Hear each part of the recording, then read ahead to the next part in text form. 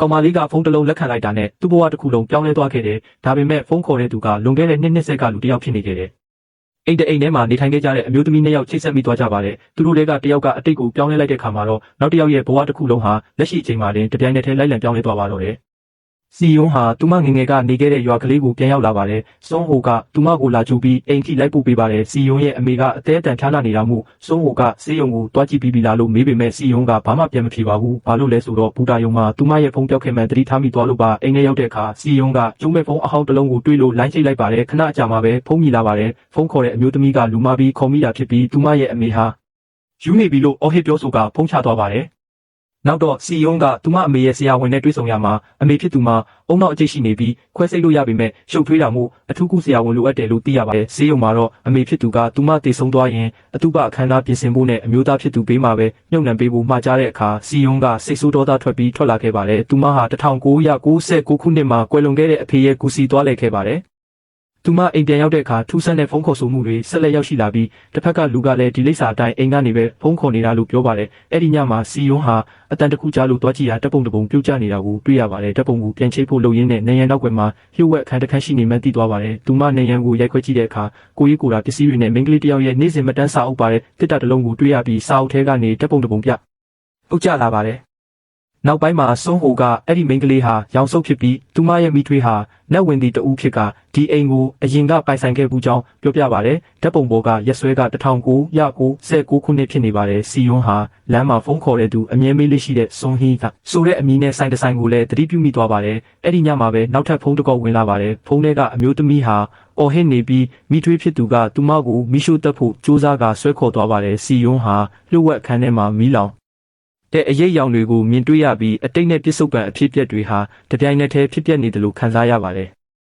နောက်တစ်ကြိမ်ဖုန်းခေါ်တဲ့အခါစီယွန်းကတစ်ဖက်ကလူဟာရောင်စုပ်ဖြစ်မှန်းသိသွားပြီး1996ခုနှစ်နိုဝင်ဘာလ26ရက်နေ့ကရေးထားတဲ့မှတ်တမ်းကြောင်းကိုပြောပြပါတယ်။ရောင်စုပ်ကတော့အခုကနိုဝင်ဘာ18ရက်နေ့ပဲရှိသေးတယ်လို့ညင်းပါတယ်။စီယွန်းကမှတ်တမ်းစာအုပ်ထဲကစာတွေကိုဖတ်ပြတဲ့အခါရောင်စုပ်ကမှန်ကန်ကြောင်းအတည်ပြုပါတယ်။ဒါကြောင့်စီယွန်းကသူတို့နှစ်ယောက်ဟာအချိန်ကာလမတူညီပဲအိမ်ထဲမှာရှိနေကြတာလို့ကောက်ချက်ချလိုက်ပါတယ်။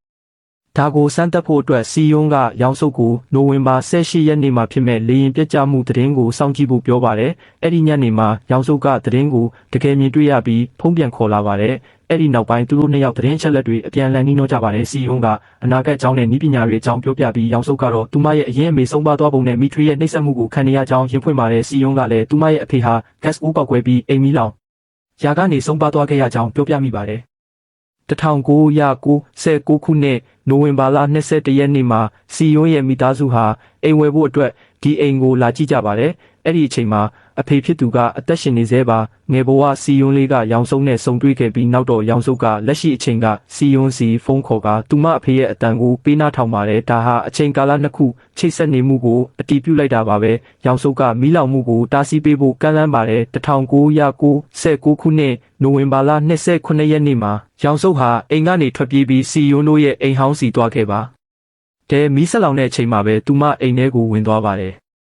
လက်ရှိပြစ္ဆုတ်ပံမှာတော့စီယွန်းရဲ့ပျောက်ဆုံးသွားတဲ့ဖုန်းကပြန်ပေါ်လာပြီးခြေထောက်ကမီးလောင်တန်းရာအမာရွတ်လဲပျောက်ကွယ်သွားပါတယ်။ပတ်ဝန်းကျင်တစ်ခုလုံးပြောင်းလဲသွားပြီးသူမအဖေဟာအသက်ရှင်လျက်ပြန်ပေါ်လာပါတယ်။သူမဟာမိဘနှစ်ပါးလုံးနဲ့ပြန်လဲဆုံစည်းခွင့်ရသွားပါတယ်။စီယွန်းကရောင်စုပ်ကိုကျေးဇူးတင်စကားပြောကြပြီးသူတို့ဆက်သွယ်မှုလုပ်နေကြတော့မှပဲဒါပေမဲ့အချိန်ကြာလာတဲ့အမျှရောင်စုပ်ဟာစီယွန်းအပေါ်အလွန်အကျွံမိခိုလာပါတယ်။စီယွန်းကဖုန်းမကင်တဲ့အခါရောင်စုပ်ကဒေါသတကြီးတုံ့ပြန်ပါတယ်ဖုန်း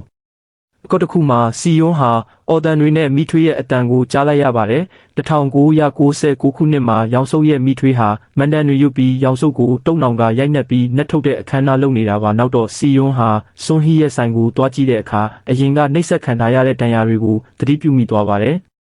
လက်ရှိပြစ္ဆုတ်ပံမှာစီယွန်းကမှတ်တမ်းတွေကိုရှာဖွေကြည့်ရာရောင်စုပ်ဟာနှက်ထုတ်တဲ့အခမ်းအနားအတွင်းတည်ဆုံသွားခဲ့တဲ့ဆိုတဲ့သတင်းကိုတွေ့ရပါတယ်။ရောင်စုပ်ဖုံးပြန်ခေါ်တဲ့အခါစီယွန်းကသတိပေးလိုက်ပါတယ်။အဲ့ဒီညမှာပဲရောင်စုပ်ဟာသူမကိုတတ်ဖို့ကြိုးစားတဲ့မိထွေးရဲ့အကြံကိုလှိုးဝုန်းရှောင်ကွင်းပြီးမိထွေးကိုပြန်လဲတိုက်ခိုက်နှိမ်နင်းကတပ်ဖြတ်လိုက်ပါတယ်။နောက်တော့သူမအသက်ရှင်ကျန်ရစ်ကြောင်းနဲ့ဘဝတစ်ပြန်ဆက်ရတယ်လို့ခံစားရကြောင်းစီယွန်းကိုပြောပါတယ်။ရောင်စုပ်ဟာအစားအသောက်တွေအဝတ်စားတွေလွတ်လပ်စွာဝယ်ယူပြီးပျော်ပါနေပါတော့တယ်။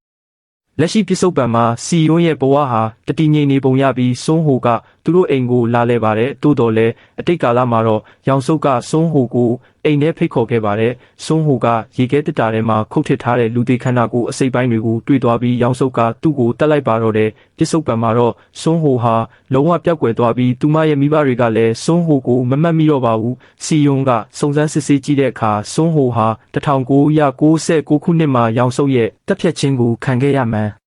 ရဲတပ်ဖွဲ့စီကနေသိရပါတယ်။ရဲအရာရှိကဒါကိုအတည်ပြုဖို့မှတ်တမ်းတွေပြပါတယ်။စီယွန်ကစွန်းဟီကိုမေးမြန်းတဲ့အခါရောင်စုပ်ဟာအစပိုင်းမှာလိမ္မာပေမဲ့နောက်ပိုင်းမှာအရန်ကြမ်းတမ်းလာတယ်လို့ပြောပြပါတယ်။အဲ့ဒီနောက်ရောင်စုပ်ကစီယွန်စီဖုံးဆက်ပြီးသူမလက်ချက်မဟုတ်ကြောင်းညှင်းဆိုပါတယ်။စီယွန်ကရောင်စုပ်ဟာအစင်လိုက်လူသက်သမားအဖြစ်ဖမ်းဆီးခံရပြီးတသက်တကျွန်းထောင်ဒဏ်ချမှတ်ခံရမယ်ဆိုတဲ့မှတ်တမ်းကိုပြောပြလိုက်ပါတယ်။ရောင်စုပ်ကလူသက်မှုကိုဝန်ခံပြီးသူမဘလို့ဖမ်းခံရလဲဆိုတဲ့အချက်လက်ကိုပြောပြဖို့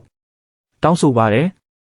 1996ခုနှစ်မှာရဲတွေကရောင်စုပ်ကိုစွန်းဟိုကိစ္စနဲ့ပတ်သက်ပြီးစစ်ဆေးပါတယ်။သူမကလမ်းလွဲဖို့စူးစမ်းပေမဲ့မမှတ်မိတာတွေရှိနေတာမို့တန်တရားဖြစ်เสียဖြစ်လာပြီးစုံစမ်းစစ်ဆေးမှုတွေဆက်လုပ်ပါတယ်။စီယွန်ရဲ့အတိတ်နဲ့ပြစ်စုံပံတွေဟာထပ်မံထပ်တူကြလာပြန်ပါတယ်။ပြောင်းလဲသွားတဲ့ပြစ်စုံပံမှာစီယွန်ကအဖေနဲ့အတူကားမောင်းနေတော့အဖေဖြစ်သူဟာရုတ်တရက်ပျောက်ကွယ်သွားပါတယ်။အတိတ်မှာရောင်စုပ်ကတက်လိုက်လို့ဖြစ်ပါတယ်။အချိန်ကာလဟာမူလအတိုင်းပြန်ဖြစ်သွားပြီးစီယွန်တယောက်တည်းကြံခဲ့ပါတယ်။ရောင်စုပ်ကငယ်ဘဝ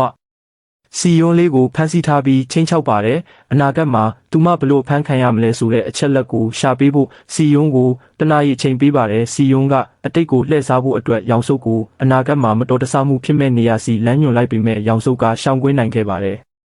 ရောင်စုပ်ကငယ်ဘဝစီယွန်လေးကိုဒဏ်ရာရအောင်လုပ်ပြီးကလဲစားချေတဲ့အတွက်လက်ရှိပြစ်စုံပံကစီယွန်ရဲ့ခန္ဓာကိုယ်ပေါ်မှာလည်းဒဏ်ရာတွေတပြိုင်နက်တည်းပေါ်လာပါတယ်။ဒါအပြင်အဖေဖြစ်သူကိုတေဆုံးစေခဲ့တဲ့မူလဂတ်အိုးပေါက်ကွဲမှုကိုဖြစ်စေခဲ့တာဟာစီယွန်ကိုယ်တိုင်မတော်တဆလုပ်မိခဲ့တာလို့ရောင်စုပ်ကဖွင့်ဟပြောပြလိုက်ပါတယ်။စီယွန်ဟာရဲစခန်းထဲကိုအတင်းဝင်ရောက်ပြီးရောင်စုပ်ဘလို့ဖမ်းခံရလဲဆိုတဲ့မှတ်တမ်းကိုယူကာအချက်လက်တွေကိုပြောပြလိုက်ပေမဲ့ရောင်စုပ်ကတပ်သေးတွေကိုဖျက်ဆီးပစ်ပြီးအဖြစ်အပျက်တွေကိုဆက်လက်ပြောင်းလဲပစ်ပါတယ်။အချိန်ကာလထပ်မံပြောင်းလဲသွားတဲ့အခါ1996ခုနှစ်မှာစီယွန်ရဲ့အမေနဲ့ရဲအရာရှိတယောက်ဟာအဲ့ဒီအိမ်စီလာရောက်စုံစမ်းကြပါတယ်။သူတို့ကစီယွန်နဲ့အဖေဖြစ်သူကိုလိုက်ရှာတာပါ။ရောင်စုပ်ကသူတို့ကိုလှည့်စားခဲ့ပေမဲ့တက်တေအချိုးကြောင့်သူတို့အပေါ်ထက်ကိုတက်သွားကြပါတယ်။ပြစ်စုံပံမှာတော့စီယွန်ကလှုပ်ဝက်ခန်းနဲ့ပြန်သွားပြီးဖုန်းကိုရှာတွေ့ပါတယ်။1996ခုနှစ်မှာသူမအမေကရောင်စုပ်ရဲ့ဖုန်းကိုတုံးပြီးအမျိုးသားဖြစ်သူစီဖုန်းခေါ်ရမှာအနာဂတ်ကစီယွန်စီဖုန်းလိုင်းရောက်သွားပါတယ်။စီယွန်ကအမေဖြစ်သူကိုအိမ်ကနေအမြန်ထွက်ပြေးဖို့တတိပေးပါတယ်။ရောင်စုပ်ကရဲအရာရှိကိုတပ်ပစ်လိုက်ပြီးတိုက်ခိုက်ပါတော့တယ်။အတိတ်နဲ့ပြစ်စုံပံအချိန်ကာလနှစ်ခုလုံးမှာစီယွန်နဲ့သူမအမေတို့ထွက်ပြေးဖို့ကြိုးစားရင်းတပြိုင်နက်တည်းရုန်းကန်လှုပ်ရှားကြရပါတယ်။သူတို့အခန်းတစ်ခန်းနဲ့ပုံနေစဉ်ရောင်စုပ်ကတကားကိုအတင်းရိုက်ချိုးပါတယ်။စီယွန်ကအမေဖြစ်သူကိုခုခံဖို့လက်နက်တစ်ခုခုယူထားဖို့ပြောပါတယ်။ရောင်စုပ်ကငယ်ဘဝစီယွန်လေးကိုတုံးပြီးအမေဖြစ်သူထွက်လာအောင်မြှုပ်ဆွဲတဲ့အခါထိတ်တိုက်ရင်ဆိုင်မှုဖြစ်ပွားပါတယ်။ရုံရင်းဆန်ခတ်ဖြတ်ပွားစဉ်စီယွန်ရဲ့အမေကရောင်စုပ်ကိုလှေကားလက်ရန်ပေါ်ကနေတွန်းချလိုက်ပါတယ်။ဒီလိုရဲ့ကြောင့်အနာဂတ်ဟာထပ်မံပြောင်းလဲသွားပါတယ်။ပြစ်စုံပံဟာတည်ငြိမ်သွားပြီးစီယွန်ဟာမူလအတိုင်းပြန်ဖြစ်သွားတဲ့အိမ်ကြီးထဲမှာတယောက်တည်းရှိနေတာကိုတွေ့ရပါတယ်။နောက်တော့သူမဟာအမေတေဆုံးသွားပြီးအထင်နဲ့တချိုင်းကိုသွားတဲ့အခါအမေဖြစ်သူအသက်ရှင်လျက်ပေါ်လာပါတယ်။စီယွန်ဟာရလက်တွေထပ်မံပြောင်းလဲသွားပြီးဆိုတာကိုသဘောပေါက်သွားပါတော့တယ်။အကယ်၍တစ်မှာဖုန်းတကော်တဲ့နဲ့မိမိရဲ့အတိတ်ကိုပြောင်းလဲနိုင်တဲ့စွမ်းအားရှိမယ်ဆိုရင်တင်ကောအဲ့ဒီဖုန်းကိုကင်မလား